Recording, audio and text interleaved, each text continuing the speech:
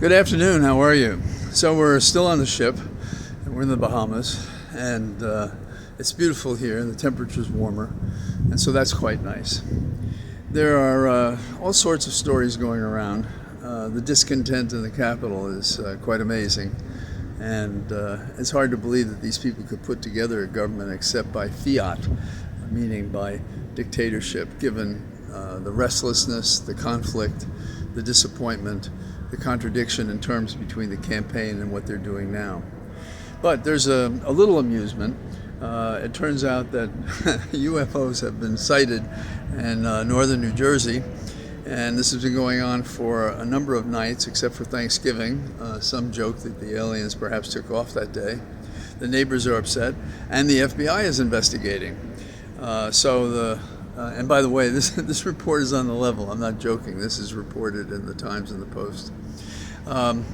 Now, turning to more serious business, McConnell is very upset that two federal district judges who had announced they were going to retire, now that Trump has won, have announced that they're unretiring.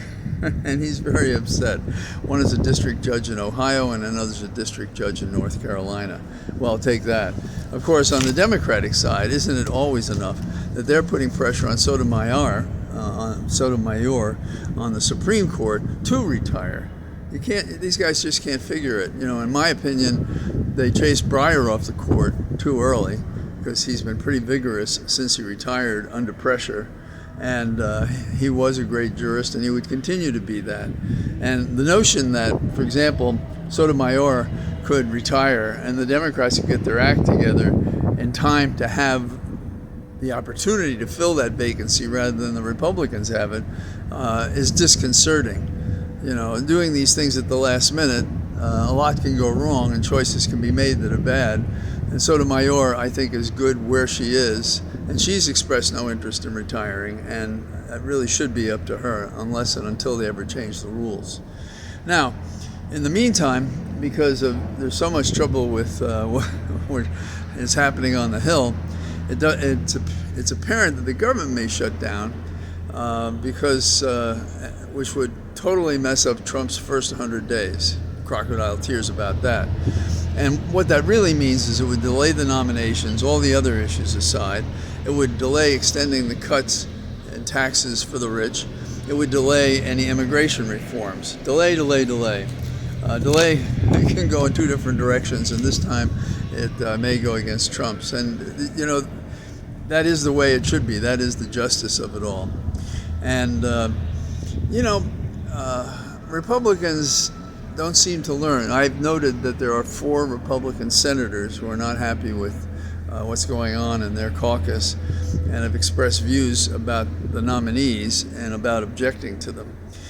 Meanwhile, other Republicans in the leadership want to look the other way about Hegseth's drunken sexual debauchery. Remember, he's the candidate to be the head of the Defense Department. It wouldn't surprise me, and this is a joke, by the way, that there's an informal conversation between Kavanaugh and Hegseth telling him how to beat and get confirmed when you have a record of abuse of women and drunkenness and blackouts. So maybe those two will get together for, say, a cocktail and discuss what to do about it. Now, meanwhile, Trump, seeing the Biden pardon, Hunter Biden pardon, from his perspective, has made a motion to boot his New York City hush money convictions because, hey, Hunter got a pardon. Nah, it doesn't work that way. It's not that simple. And then just to show you that we're living in a different time with different kinds of uncertainties and violence and coercion, you should know that the Secret Service fired warning shots at suspicious and multiple people outside Treasury Secretary's home. No one was hurt.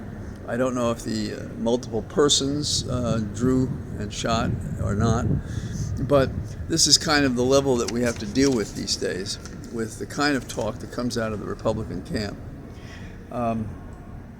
I would say that one of the advantages of getting away while all this craziness is going on is to get a little bit of distance and time to think about some of these things. And some of the solutions are obvious, although I think we've been talking about them all along. It doesn't seem obvious what tack the Democrats should take, and we see what the Republicans are doing, but this is an excellent opportunity for both parties to seize power. On those matters where Republicans and Democrats could agree, using the 4 Republicans in the U.S. Senate that are not happy with the agenda of the party, we could have some better legislation, which would mean the people from both parties, Republican and Democrat, were cooperating at least in contravention of what the Republican leader, Thune, is doing in the Senate. So I don't know if they're looking at that or not.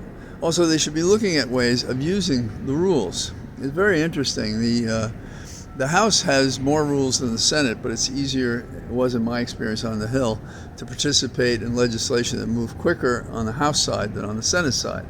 The Senate side can stop things dead in its tracks. And those are opportunities when you have a government that is contemplating monarchy and autocracy and ignoring democracy and ignoring the rights of the people and access, and not even insisting on quality, the best and the brightest. We're getting the worst and the dumbest, and America just can't stand that in this day and age. And we're going to see things go around the world happen in which they think we're not ready for the action. We're not ready to lead.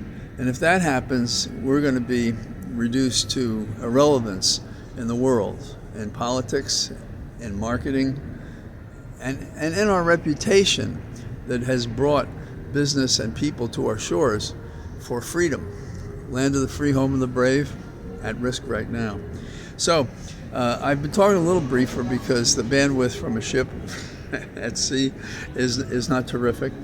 And I hope to continue to talk to you, and so I say goodbye to you from my ship at sea, and I hope to talk to you tomorrow. Bye-bye.